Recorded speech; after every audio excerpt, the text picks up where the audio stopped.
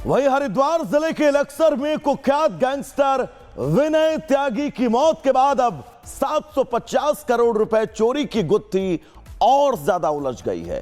पहले इस चोरी का आरोप गैंगस्टर विनय त्यागी पर था, लेकिन उसकी मौत के बाद उनकी बहन ने दावा किया कि विनय त्यागी वो पैसे चुराने के लिए नहीं बल्कि प्रवर्तन निदेशालय को सौंपने के लिए निकला था। विनय त्यागी की बहन ने दावा यह भी किया है कि उसके भाई की सोची समझी साजिश के तहत हत्या की गई ताकि 750 करोड़ रुपए की काली कमाई के किंगपिन को बचाया जा सके। रिपोर्ट आपको दिखाएंगे।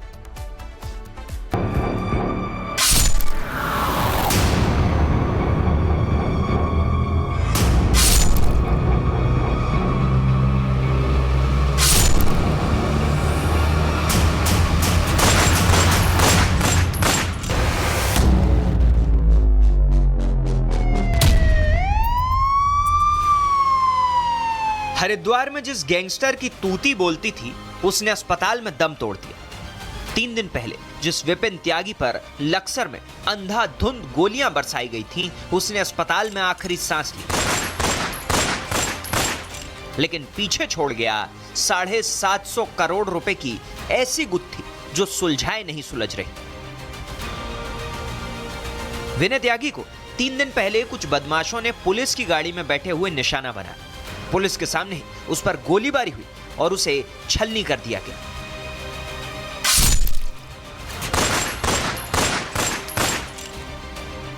और 3 दिन तक मौत से जूझने के बाद जब विनय त्यागी ने दम तोड़ा तो उसकी बहन ने एक ऐसा दावा किया जिससे सारी कहानी पलट गई। गैंगस्टर विनय त्यागी की बहन ने दावा किया कि 750 करोड़ की जिस चोरी के आरोप में विनय त्यागी और उसकी पत्नी को गिरफ्तार किया गया था, वो चोरी उसने की ही नहीं थी, बल्कि वो तो उन पैसों को ईडी को सौंपने जा रहा था।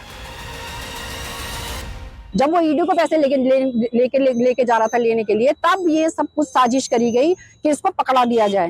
तो उसको पकड़ा दिया गया। फिर उसको पकड़ लेंगे तो वो जब वो पकड़ने के लिए भागे होंगे तो उसको वो लेके भाग गया, पैसा वो लेके भाग गया। फिर है ना कि भाई मुझे पकड़ रहे हैं, तो वो बचने की कोशिश कर रहा था, तो उसको पकड़ा।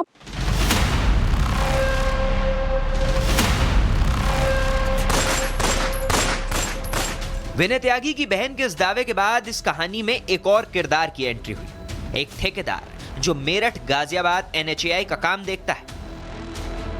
विनय की बहन के मुताबिक 750 करोड़ रुपए की कीमत का सोना और कैश मेरठ गाजियाबाद NHAI के एक ठेकेदार का था।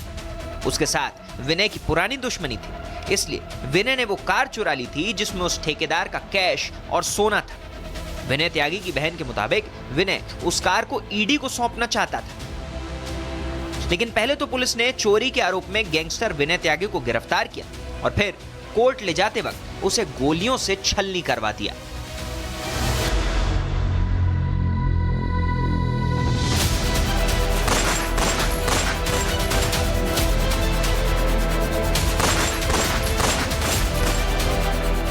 ये सब जो करा गया है, जो भी खतरा बता रहे हैं, ये स्थिति जानबूझ के साजिश के तहत लाई गई है। बिल्कुल 750 करोड़ रुपए का मामला है ये, जो ईडी के छापे की वजह से था। ईडी के छापे से बचने के लिए उसके घर पे भी छापा पड़ा है। उसने ईडी से बचने के लिए डॉक्टर प्रमोद के यहाँ पे ये पैसा रखा था, और ये बात विनय त्यागी को भी बताई थी उसने, डॉक्टर प्रमोद ने। और उन दोनों ने ही ये प्रोग्राम बनाया था कि इसको ईडी को दे देते हैं। विनय त्यागी की पहले से ही उससे थोड़ी सी खुन्नस चल रही थी आपस में उनकी।